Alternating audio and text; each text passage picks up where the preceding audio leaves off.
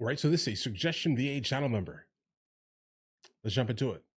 The White House is accusing China of unfair trade practices regarding semiconductor chips. A filing from the U.S. Trade Representative says this, quote, for decades, China has targeted the semiconductor industry for dominance and has employed increasingly aggressive and sweeping non-market policies and practices in pursuing dominance of the sector. Are you surprised? China's pursuit of its dominance goals has severely disadvantaged U.S. companies, workers, and the U.S. economy. But Trump administration is delaying new tariffs on Chinese chips until June of 2027. Now, China responded to the filing and the accusation, slamming the U.S. for abusing tariffs and surpassing China's industries, adding that China will, quote, safeguard its legitimate rights and interests. I want to bring in former World Bank and IFC outside counsel in Beijing, Katie Zachariah. Katie, good morning to you. Your response to kind of this dichotomy of how the U.S. seems to be handling the Chinese. On one instance, we're saying that there are abuses there that need to be addressed. On the other, we're delaying the tariffs till 2027 on chips. Explain that. Well, it looks like President Trump is trying to very effectively steady the market, steady negotiations with Beijing, allowing companies to onshore and recalibrate the semiconductor industry. And so what he's doing with Xi Jinping is there is this threat in June of 27 of an increased tariff, but there's also this period of time for negotiations and this recalibration. This is on top of President Trump negotiating a very incredible deal with Micron for $200 billion for research and development for our own semiconductor industries in Virginia, Idaho, and New York. And so it looks like this kind of defensive and offensive tactic where Beijing has dominated the market for so long and has enjoyed that, yet it has come at the huge cost of American companies. So President Trump will leverage this and hopefully land a great deal between he and Xi Jinping on the semiconductors. We have another issue with China, which I'm going to ask you about, and I'm curious your thoughts as to... Guys, we can definitely undercut everything if we can undercut Japan, if that makes any sense here. Like what Japan is doing right now by basically stepping up as the military arm, let's say, of Taiwan, if we can undercut Japan, basically, right, and then we get Taiwan on our side, that may not be the smartest play, because then China will end up attacking Taiwan, and then now we are in fact actually involved. But if we are currently in a semiconductor race, also a DDR5 race, which is RAM for computers, DDR7 race, these prices are astronomical because of AI right now. But if we can access the actual skilled labor of Taiwan, and kind of get them to also do the great stuff for us also, then bro, listen, right, we can definitely do something big. All right. But the tariffs right now are just basically a band-aid. Where is the volume at? Pentagon is sounding the alarm in its annual report to Congress on security developments in China. The Department of War wrote this: China's top military strategy focuses squarely on overcoming the U.S. through a whole-of-nation mobilization effort that Beijing terms national total war. China's historic military buildup has made the U.S. homeland increasingly vulnerable. China maintains a large and growing arsenal of nuclear, maritime, conventional, long-range strike, cyber, and space capabilities that are able to directly threaten Americans' security. I wanted to get your take on this. Point out the large stockpile of ballistics really also. Interesting deep dive of this in the Journal this morning. Can Trump's Navy match China's? And maybe we're talking about the issue with Taiwan, and that's one issue. And I know that the Department of War has also warned that it looks like a strike on Taiwan could be happening. Imminent. It could be this year, maybe 2027. Yeah, it's imminent. But you do see the president really moving to at least bring the ships, the U.S. naval ships, into the new age, into the new century, possibly because of the China threat. What do you make of that? I completely agree. It was no accident that President Trump released the Golden Fleet, the Trump Fleet, ahead of this Pentagon report, especially highlighting the naval capabilities of China. China not only has this growing arsenal of maritime, but they're able to blend naval and civil. And China has the capability to manufacture, I think it's at 232 it's a wild times rate. greater than the United States. Yeah, it is. Warships and civil ships. So President Trump Trump is absolutely Bro, they built cities in like a year. absolutely correct. In the United States needs to be able to get ahead and start competing with China, because China has not stopped for decades, while the United States has slowed its pace on building up our naval ships and really building up our military. China has doubled, tripled, exponentially increased its military capabilities. So the Pentagon report, especially after living in China for 3 years, it was very concerning to me, and I'm so grateful we have President Trump getting ahead of a lot of this, and I hope and pray that it can be a bipartisan effort from the Democrats and Republicans to really get behind him and develop our military on this, Cheryl. Well, I think, It again, won't. that It warning that won't. I read to you earlier is kind of the key point here, that this threatens American security, in particular with the military buildup that the Chinese are doing. And all of this, of course, ahead of that summit with Xi Jinping that's coming up in the spring of 2026.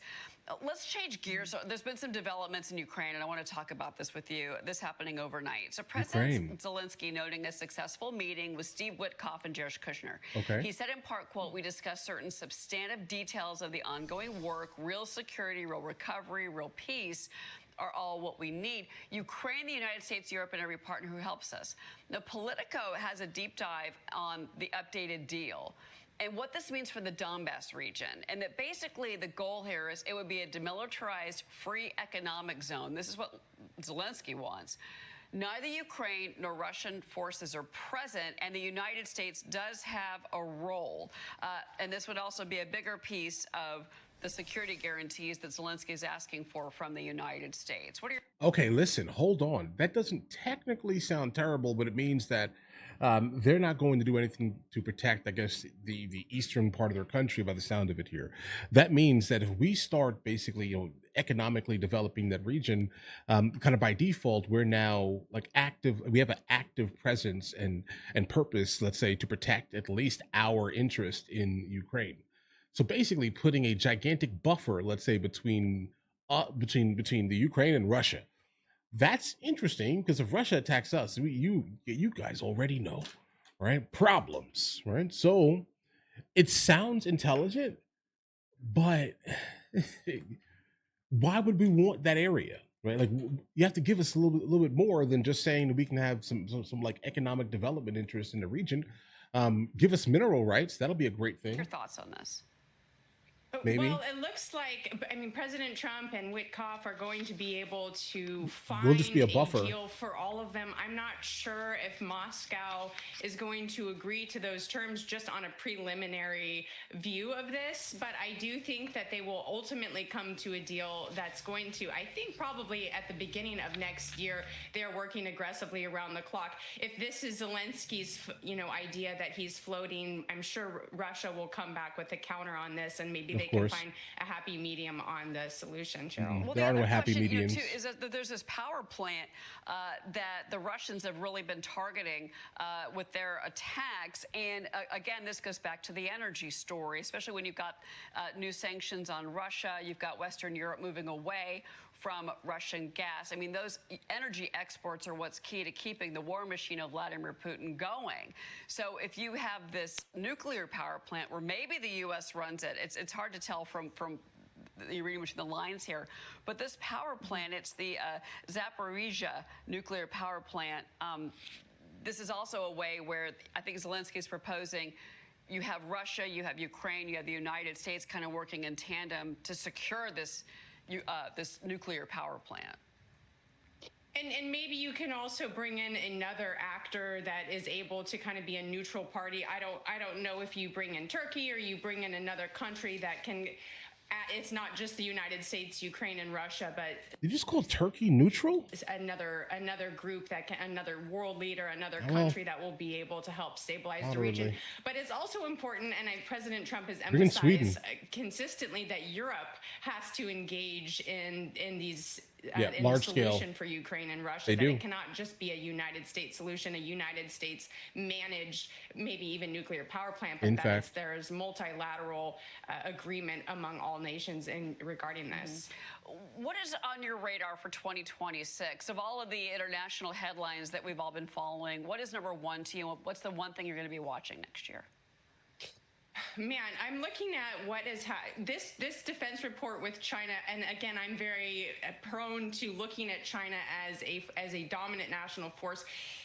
If President Trump can get, you look at headlines across with the New York Times and all of the media, and you look at them kind of this not really coming out and supporting President Trump in his initiatives and his drive to really remain a world dominant leader and continue putting pressure on China. I look at China as one of the key players, as the actors that we need to continue pushing back against. While President Trump has maintained a very open relationship with Xi Jinping, and he's clearly indicated that he's willing to work with them, they are also still hostile and adversarial to us, and their interests want world domination. So you look at the Panama Canal, you look at the chips, you look at situations the undercutting like of the China Panama Canal, going through Brazil all the way through Peru, and maybe even circumventing the Panama Canal negotiations altogether by creating their own train across South America.